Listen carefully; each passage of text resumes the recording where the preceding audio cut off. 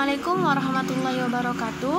Kami dari kelompok 8 mata pelajaran Matematika Diskrit yang dibimbing oleh dosen Ibu Nita Putri Putami MPD. Kami akan menjelaskan mengenai materi kami, yaitu pohon dalam Matematika Diskrit. Sebelum masuk ke dalam penjelasan materi, kami akan memperkenalkan diri kami terlebih dahulu. Dimulai dari saya Khairatun Nikmah Rangkuti, NIM 1914040015 sebagai pemateri pertama. Dan saya Sinjat Jiza, NIM 1914040013 sebagai pemateri kedua. Maka saya Nadia Ilmuddin, NIM 1914040018 disini sebagai pemateri ketiga. Perkenalkan, nama saya Zulmia, NIM 1914040002. Saya di sini sebagai pemateri keempat. Sekian, terima kasih. Sekian penjelasan dari kami. Selanjutnya masuk kepada materi. Semoga bermanfaat dan selamat menyaksikan. Nah, baik, Assalamualaikum warahmatullahi wabarakatuh. Sebelumnya kami sudah perkenalan, saya Khairatun Nikmah Rangkuti, NIM 1914040015 sebagai pemateri pertama. Di sini pertama saya akan menjelaskan mengenai definisi pohon. Di mana definisi pohon adalah graf tak berarah terhubung yang tidak mengandung sirkuit. Nah, apa pengertian sirkuit? Lintasan ulir ialah lintasan yang melalui masing-masing sisi di dalam graf tepat satu kali. Bila lintasan tersebut kembali ke simpul asal membentuk lintasan tertutup, maka dinamakan dengan sirkuit. Nah, jadi tertutup itu dinamakan dengan sirkuit. Ini contoh dari pada pohon 1 dan pohon 2 itu termasuk pohon, dan pohon 3 dan pohon 4 tidak termasuk. Sebelumnya saya jelaskan dulu bahwa ini ada garisnya ya, yang B ini ke sini ada garis, dan untuk A ke B ini juga ada garis ya. Nah, dan juga untuk F ini tidak di sini, sebenarnya dia di sini F ya. Sini ada F, tapi salah. Jadi kenapa pohon 3 tidak termasuk pohon? Karena ia mengandung sirkuit. Nah, kita lihat pada ini titik A, D, F. Nah, kita sambungkan, itu mereka tertutup, jadi dia mengandung sirkuit. Dan untuk pohon 4, kenapa dia tidak pohon? Karena ia tidak terhubung. Karena ia tidak terhubung. Sedangkan syarat untuk tadi kita ketahui, jadi dari definisi di atas kita ketahui ada dua sifat penting pada pohon. Yang pertama terhubung dan tidak mengandung sirkuit. Sedangkan pohon ketiga mengandung sirkuit, dan pohon 4 dia tidak terhubung.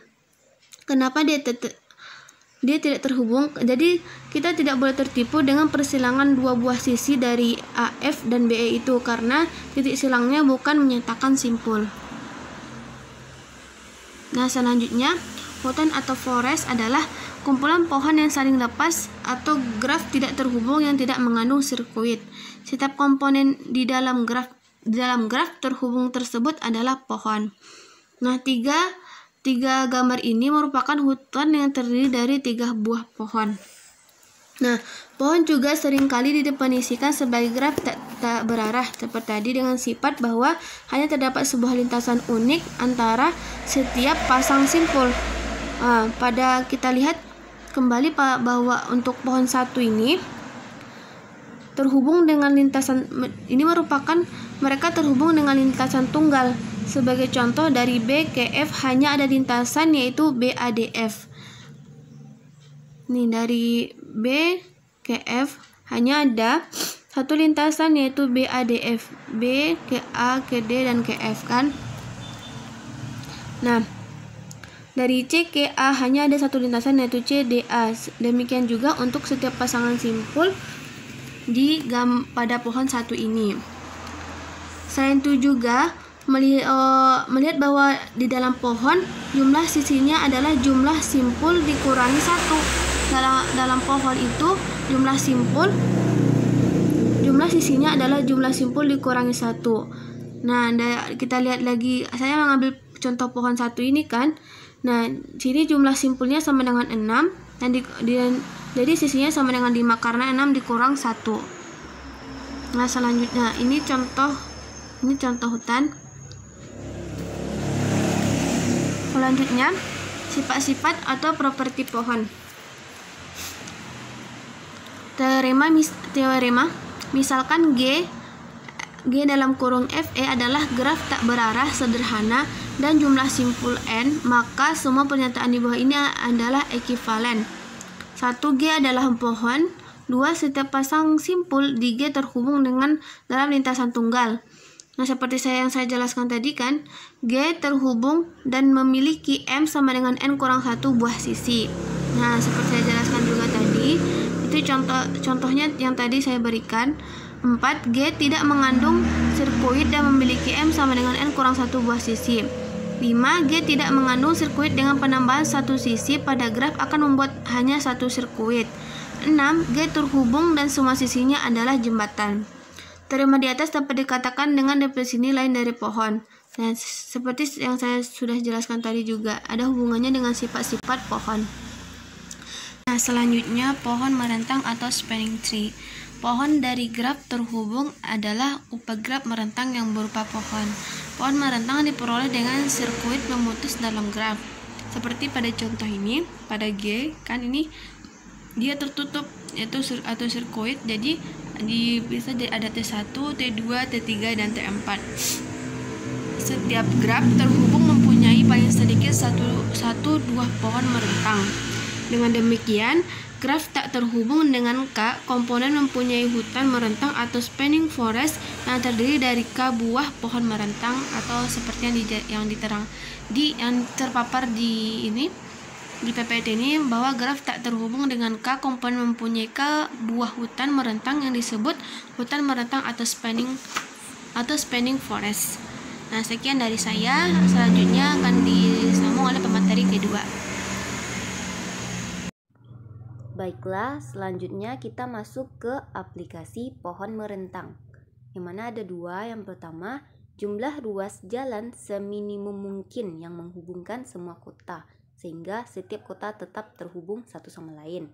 Dan yang kedua, perutean atau routing pesan pada jaringan komputer. Nah, terdapat di sini gambar A dan B, yang mana gambar A ini adalah jaringan komputer dan gambar B yaitu pohon merentang multicast. Lalu pohon merentang minimum, yaitu yang pertamanya graf terhubung berbobot mungkin mempunyai lebih dari satu pohon merentang, dan pohon merentang yang berbobot minimum dinamakan pohon merentang minimum atau minimum spanning tree. Nah, kita lihat ada dua gambar juga di sini. Masuk ke algoritma prim. Ada 3 langkah. Langkah pertamanya, ambil sisi dari graf G yang berbobot minimum, masukkan ke dalam T. Langkah kedua, pilih sisi U dan V yang mempunyai bobot minimum dan bersisian dengan simpul di T. Tetapi U dan V ini tidak membentuk sirkuit di T. Masukkan U dan V ke dalam T.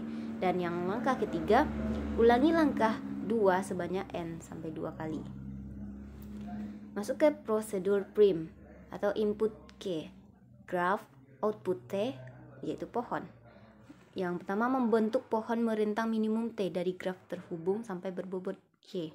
Masukkan graf sampai berbobot terhubung G sama dengan V, E, dengan V mutlak ini sama dengan N. Dan keluarannya pohon rentang minimum T sama dengan V, E aksen. Deklarasinya I, P, Q, U, V itu integer. Algoritmanya, cari sisi P, Q dari E yang berbobot terkecil. T-nya yaitu P, Q. For I-nya 1. To N kurang 2. Maka pilih sisi U dan V dari E yang bobotnya terkecil, namun bersisian dengan simpul di T. T yaitu T gabungan U, V. Dan terakhir N port.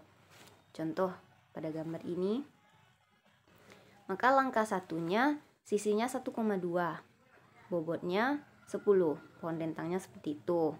Yang kedua, langkah 2-nya 2,6, bobotnya 25, gambar di samping. Yang ketiga, langkah ketiganya 3,6, bobotnya 15, pohon rentangnya seperti itu. Dan yang keempat, langkah keempat sisi 4,6, bobotnya 20, pohon rentangnya seperti yang digambarkan. Dan langkah kelima, sisinya 3,5, bobotnya 35. Pohon merentang minimum yang dihasilkan, maka pada gambar tersebut bobotnya sama dengan 10 tambah 25 tambah 15 tambah 20 ditambah 35 sama dengan 105. Pohon merentang yang dihasilkan tidak selalu unik meskipun bobotnya tetap sama. Dan hal ini terjadi jika ada beberapa sisi yang akan dipilih berbobot sama. Contoh, pada gambar di atas 3 buah pohon merentang minimumnya yaitu bobotnya sama, yaitu sama dengan 36. Kita masuk ke algoritma Kruskal. Langkah yang 0, langkah awalnya sisi-sisi dari graf sudah diurut menaik berdasarkan bobotnya dari bobot kecil ke bobot besar. Langkah pertama, T masih kosong. Langkah kedua, pilih sisi U, V dengan bobot minimum yang tidak membentuk sirkuit di T. Tambahkan U, V ke dalam T. Langkah yang ketiganya, ulangi langkah kedua sebanyak N sampai 1 kali. Ini prosedur Kruskalnya. Input K, graf, output T, pohon. Membentuk pohon merentang minimum T dari graf terhubung sampai berbobot G.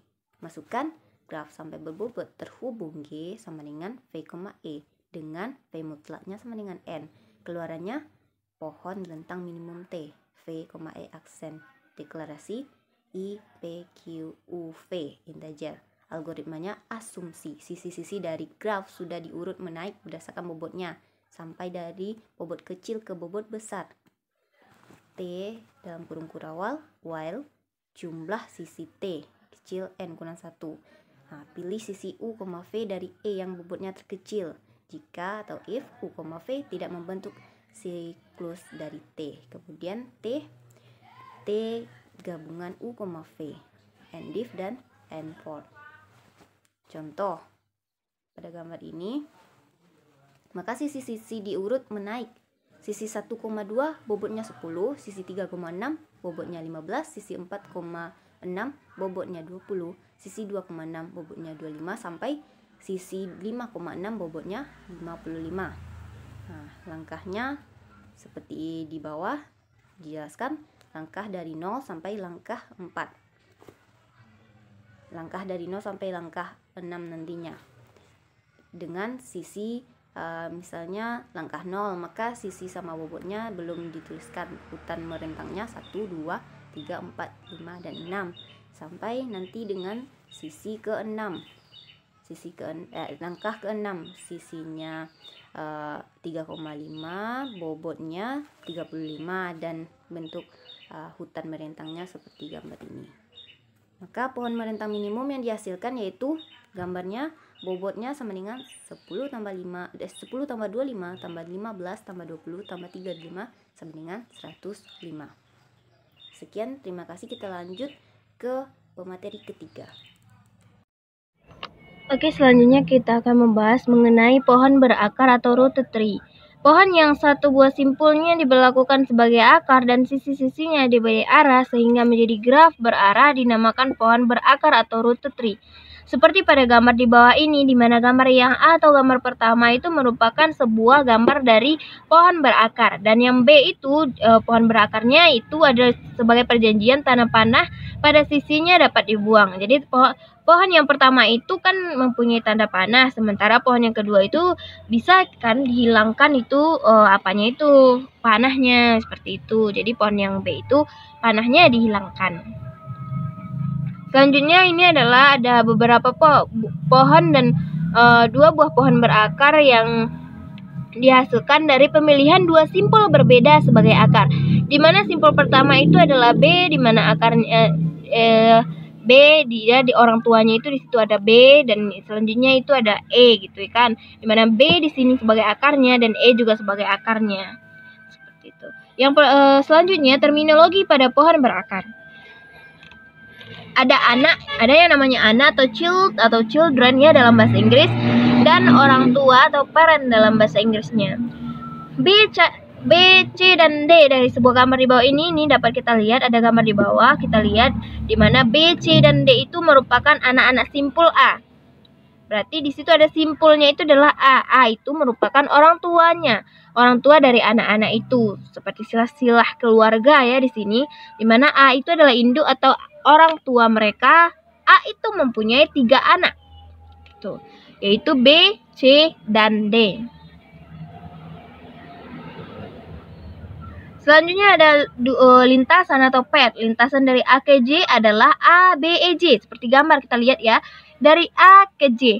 Dari A ke B gitu ya. B ke E, E ke J. Di mana panjang lintasannya berapa? Panjang lintasan dari A ke J itu adalah 3. A ke B 1, B ke E 2, E ke J itu adalah 3. Seperti itu. Yang ketiga ada saudara kandung atau sibling. F adalah saudara kandung dari E. Benar nggak? Coba kita lihat. F itu adalah saudara kandung dari E. Iyalah, karena F itu merupakan anak dari B. B itu mempunyai anak 2 orang yaitu E dan F. Jadi dapat kita simpulkan bahwa E dan F itu merupakan saudara kandung. Tetapi G itu bukan saudara kandung E. Benar nggak? G itu bukan saudara kandung E karena orang tua mereka itu berbeda. Orang tua si G siapa? D. Sementara orang tua si E siapa? B. Jadi intinya mereka itu seperti sepupuan. Seperti begitu, tapi bukan saudara kandung. Oke, mereka berbeda ya. Selanjutnya ada upah pohon. Upah pohon itu atau subtree atau jumlah anak gitu ya. Contohnya itu adalah ini. Yang seperti yang dilingkari ini, di mana di situ ada B di mana anaknya ada E dan F gitu. Jadi kita lihat di situ jumlah anak.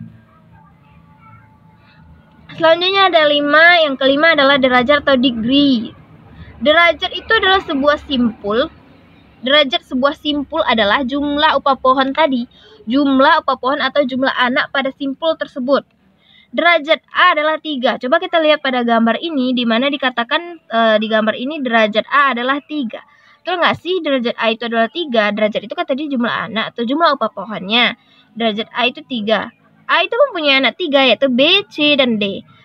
Sementara derajat B itu adalah 2 yaitu apa? Derajat B itu yang 2 itu yaitu E dan F.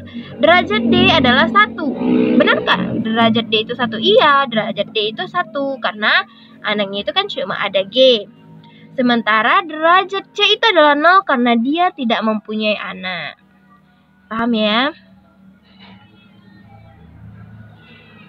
Selanjutnya ada daun atau leaf. Yang mana itu daun? Mana yang dikatakan daun? Yaitu sebuah simpul yang berderajat 0 atau tidak mempunyai anak sama sekali. Itu namanya daun. Ya, dia tadi namanya daun. Kalau yang sebelum tadi itu dia jumlah anaknya atau jumlah upah pohonnya itu namanya derajat. Sementara ini daun yaitu simpul yang berderajat 0. Ya. Mana itu simpul yang berderajat 0? Kita lihat mana yang tidak punya anak. Yang pertama di rumpun yang E. Ada di situ yang belum mempunyai anak H, I, dan J. Sementara ada F, ada C, ada I, ada L, ada M. Mereka semua itu dikatakan dengan daun. Simpul dalam adalah atau internal nodes. Anak simpul dalamnya itu seperti yang B ya. Seperti itu contohnya adalah simpul dalamnya. Yang B. Selanjutnya ada aras atau level atau tingkat. Apa itu? Seperti apa? Seperti gambar ini, dimana kita membaginya ini dapat berapa aras, berapa tingkat ya. Berapa level. Yang pertama ada tingkat 0, yaitu dimana tingkat 0 itu ada A sendiri. Sementara A mempunyai anak 3 ya, yang B, C, dan D. Mereka itu adalah tingkat keberapa? Tingkat ke pertama. Anak dari A. Tingkat pertama. Dan jika B mempunyai anak E dan F, dan D mempunyai anak G, maka E, F, dan G itu adalah tingkat kedua. Karena mereka adalah anak dari anak A ini. Maka mereka adalah tingkat kedua. Sementara selanjutnya ada H, I, dan J, dan anak dari G yaitu K, maka mereka adalah tingkat ketiga.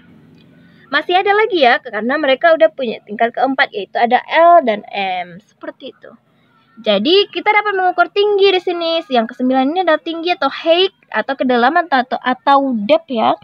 Aras maksimum dari suatu pohon disebut tinggi atau kedalaman. Tadi sudah kita hitung berapa tingkat dia. Maka pohon ini mempunyai kedalaman atau mempunyai tinggi adalah 4. Selanjutnya ada pohon terurut atau ordered tree. Pohon terurut adalah pohon berakar yang urutan anak-anaknya tersebut penting seperti yang ada pada gambar di bawah ini, di mana A dan B itu adalah 2 pohon terurut yang berbeda. Ya, seperti kita lihat mereka memang berbeda ya. Mereka contoh pohon terurut. Ya, seperti itu. Selanjutnya adalah pohon anery. Pohon berakar yang setiap simpul cabangnya mempunyai paling banyak N buah anak disebut pohon anery. Seperti gambar ini adalah sebuah contoh pohon parsing dari kalimat "A boy wears a red hat". Pohon anery dikatakan teratur atau penuh atau full jika setiap simpul cabang mempunyai tepat N anak. Selanjutnya ada pohon binary tree. Adalah pohon anery dengan N-nya adalah 2. Pohon yang paling penting karena banyak aplikasinya. Jadi pohon binary ini merupakan pohon yang paling penting karena banyak aplikasinya ya. Jadi pohon binary itu satu lagi ada setiap simpul dalam pohon binary mempunyai paling banyak 2 buah anak seperti pernyataan yang pertama tadi. Dibedakan antara anak kiri. Pohon binary ini ada dibedakan antara anak kiri atau left child dan anak kanan atau right child. Selanjutnya ada pohon binary ini karena ada perbedaan urutan anak, maka pohon binary ini juga disebut sebagai pohon terurut. Seperti ada 2 gambar pohon binary ya yang berbeda di situ, di mana selanjutnya di sini ada pula gambar pohon condong kiri, ada pula pohon condong kanan.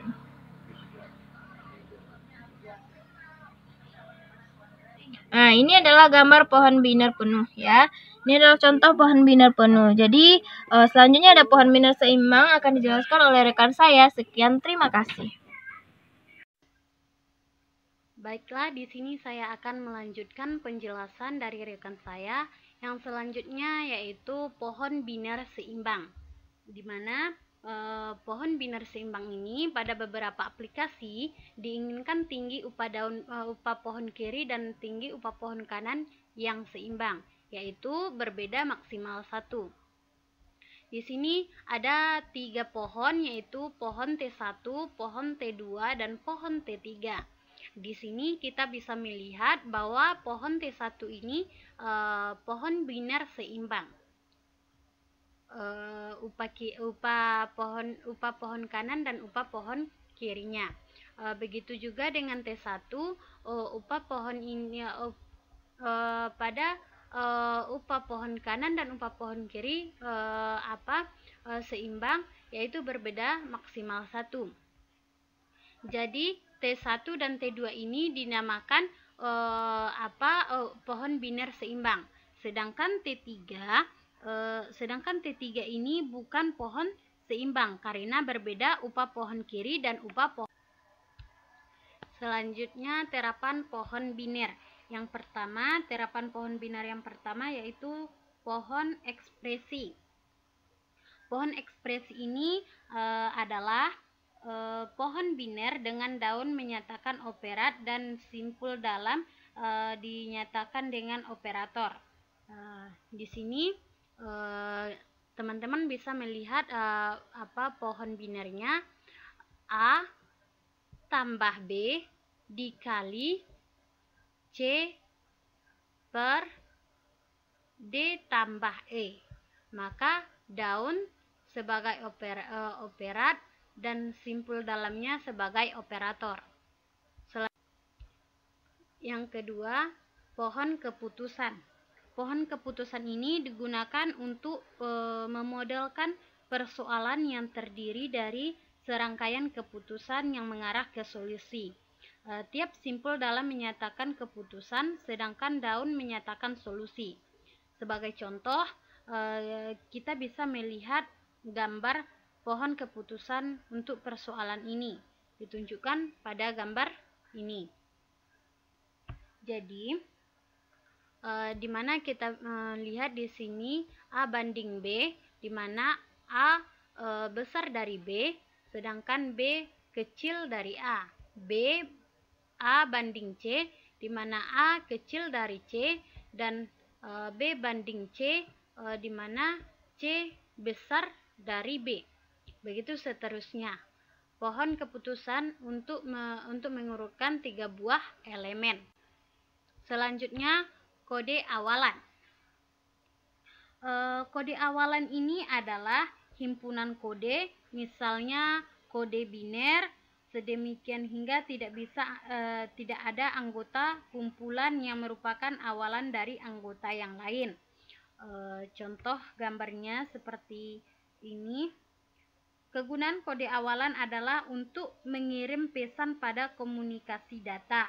Setiap karakter di dalam pesan dipresentasikan dengan barisan angka 0 dan 1. Untuk mengirim pesan, kita cukup mengirimkan string angka 0 dan 1.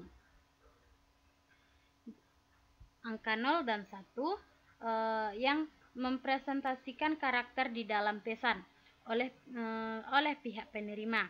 String angka 0 dan 1 ini dikembalikan lagi ke karakter penyusunan pesan semula agar tidak timbul ambigu dalam mengkonversikan kembali sistem string 0 dan 1 menjadi karakter semula. Nah, ini pohon biner dari kode prefiks 000, 001, 01, 10 dan 11. Oke, selanjutnya kode Huffman. Cara pengkodean seperti ini adalah disebut pemampatan data. Pemampatan data ini dilakukan dengan mengkodekan setiap karakter di dalam pesan atau di dalam arsip dikodekan dengan kode yang lebih pendek. Sistem kode yang banyak digunakan adalah kode ASCII ini. Dengan kode ASCII ini, setiap karakter dikodekan 8 digit biner. 8 bit biner, di mana contohnya seperti tabel dengan kode ASCII ini, misalnya simbolnya A, B, C, D. Dengan kode ASCII seperti ini, jadi rangkaian bit untuk string ABA CCDA adalah nih, kita kalikan A-nya berapa, B-nya berapa, terus A-nya berapa, C-nya berapa, C-nya berapa, dengan dari nilai kode ASCII ini. Atau 7 dikali 8 sama dengan, karena di sini kan dimintanya ada 7, ABA CCC DA. Jadi jumlahnya 7, di mana setiap bit biner ini ada 8 bit. Jadi kita kalikan 8, maka hasilnya 56 bit atau 7 bit. Oke, selanjutnya tabel kekerapan atau frekuensi dan kode Huffman untuk string ABA CCDA. Simbolnya A, B, C, D, dan kekerapannya 3, 1, 2, 1, mana peluangnya 3/7, 1/7, 2/7, dan 1/7. Jadi kode Huffman-nya yaitu ditetapkan sebagai 0, 1, 1, 10, 1, 0, dan 1, 1, 1. Dengan kode Huffman, rangkaian bit untuk A, B, A, C, C, D, A ini adalah ada 0, 1, 1, 0, 0, 1, 0, 1, 0, 1, 1, 0. Hanya ada 13 bit. Selanjutnya, algoritma pembentukan pohon Huffman. Yang pertama, pilih 2 simbol dengan peluang probability paling kecil pada contoh di atas, yaitu simbol B dan D. Kedua simbol tadi dikomunikasikan sebagai simbol orang tua dari simbol B dan D, sehingga menjadi simbol BD dengan peluang 1/7 ditambah 1/7. Maka jumlah 1/7 tambah 1/7 sama dengan 2/7, yaitu jumlah peluang kedua anaknya. Selanjutnya, pilih dua simbol berikutnya, termasuk simbol baru yang mempunyai peluang terkecil. Langkah yang ketiga, yaitu ulangi langkah 1 dan 2 sampai seluruh simbol habis. Selanjutnya, di sini ada contoh atau gambarnya, yaitu daun pada pohon Huffman ini menyatakan simbol yang digunakan dalam teks atau pesan. Kode setiap simbol dengan memberikan label 0 pada setiap cabang sisi kiri dan label 1 untuk di setiap cabang kanannya. Pohon Huffman ini untuk string A, B, A, C, C, D, A ditunjukkan pada gambar ini. Maka A, B, C, C, D-nya 7/7, A-nya 3/7, di mana di sini 0 pada setiap cabang sisi kiri. Setiap cabang sisi kiri kita beri label 0 pada setiap cabang sisi kiri. Sedangkan pada cabang sisi kanannya kita buat 1. Jadi A-nya 0, C-nya 10, B-nya 110, dan D-nya 111. Yang kelima, pohon pencarian biner, di mana pohon pencarian biner adalah pohon biner yang setiap kuncinya diatur dalam satuan urutan tertentu. Ketentuan pengaturan kunci ini adalah sebagai berikut, di mana jika R adalah akar dan semua kunci yang tersimpan pada setiap simpul tidak ada yang sama, maka semua simpul pada upah pohon kirinya mempunyai kunci lebih kecil dari kunci R, dan pada semua simpul di upah pohon kanannya memiliki kunci nilai lebih besar dari kunci R. Jadi skema pohon pencariannya seperti ini, yaitu kunci T1 kecil dari kunci R dan kunci T2 besar dari kunci R.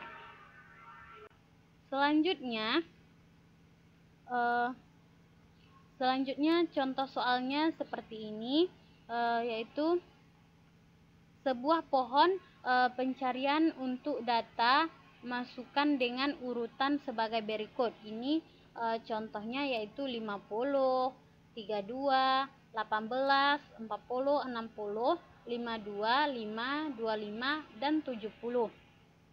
Jadi di mana contoh pohon pencariannya yang paling letaknya yang paling atas kita buat 50, yaitu selanjutnya 32, 50, ini 18, 40, dan 52, 70, 18 ini di bawahnya 5 dan 20 dan 20.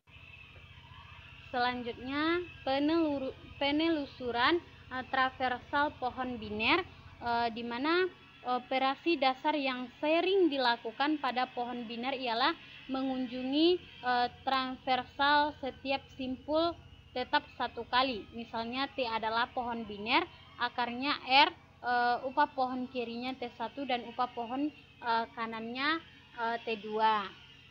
Di mana ada 3 macam skema mengunjungi simpul-simpul di dalam pohon biner T. Yang pertama yaitu preorder ini yaitu terdiri dari R, T1 dan T2. Langkah yang pertama yaitu kunjungi R. Langkah yang kedua, kunjungi T1 secara preorder. Yang ketiga, kunjungi T2 secara preorder. Adapun skema yang kedua yaitu in order, yaitu terdiri dari T1, R, dan T2. Langkah yang pertama, kita kunjungi T1-nya secara in order, lalu kita kunjungi R-nya, lalu kita kunjungi T2-nya secara in order. Selanjutnya, skema yang ketiga yaitu post order, di mana terdiri dari T1, T2, dan R. Langkah yang pertama, kita kunjungi T1-nya secara post order, dan langkah yang kedua, kita kunjungi T2-nya secara post order, lalu kunjungi R-nya. Oke, untuk lebih jelasnya, ini skema dari 3 macam skema untuk mengunjungi simpul-simpul di dalam pohon biner T. Yang mana tadi yang pertama yaitu pre-order. Langkah yang pertama, kita kunjungi R-nya terlebih dahulu, lalu kita kunjungi T1-nya secara pre-order. Lalu langkah yang ketiganya, kita kunjungi T2 secara pre-order. Adapun yang kedua, dengan cara in order. Dengan cara in order, dari langkah yang pertama kita kunjungi T1 secara in order, lalu langkah keduanya kita kunjungi R-nya, terus langkah yang ketiganya kita kunjungi T2-nya secara in order. Adapun yang ketiga dengan cara post order, di mana langkah yang pertama dari post order ini, kita kunjungi T1-nya terlebih dahulu secara post order, lalu kita kunjungi T2-nya secara post order, lalu langkah yang terakhir kita kunjungi R-nya. Inilah skema dari 3 macam skema untuk mengunjungi simpul-simpul di dalam pohon biner T. Oke, kita masuk ke contoh soal. Yang pertama, kita cari pre-ordernya dulu, di mana langkah yang pertama dari R-nya terlebih dulu, kali tambah A per B C kurang D kali EF. Ini dinamakan prefix. Yang cara yang kedua in order, dimana kita mulai dari A ditambah B per C dikali D dikurang E dikali F in fix. Selanjutnya yaitu dengan cara post order. A B C per DE dikali baru dikurang kali. Nah, ini postfix. Oke, untuk lebih pahamnya teman-teman bisa mengerjakan latihan soal. Di sini ada 5 soal yang kami sediakan. Untuk mempermahirnya, teman-teman bisa melihat dan mengerjakannya secara mandiri. Ini juga contoh soal yang kedua. Tentukan hasil kunjungan pre-order, in order, dan post order pada pohon 4 hari berikut. Nah, ini seperti yang kita kerjakan tadi, seperti yang saya jelaskan tadi ya. Ini juga soal yang ketiga, gunakan pohon berakar untuk menggambarkan semua kemungkinan hasil dari pertandingan tenis antara 2 orang pemain, Anton dan Budi, yang dalam hal ini pemenangnya adalah pemain yang pertama memenangkan 2 set berurutan.